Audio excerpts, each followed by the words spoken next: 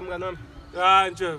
Awuphi umfazi mfethu ngangombono umama kulezi insuku. Awungiyeke lamasimba lawo. Awenzeni man? Uyabona nje intombazane ephuwa. Yeah. Ngathi ngathandana nendoda ephuwa. Niyahleka. Intombazane engasebenzi ayithande nentombazane engasebenzi. Niyahleka thina masithandana nabantu abarich.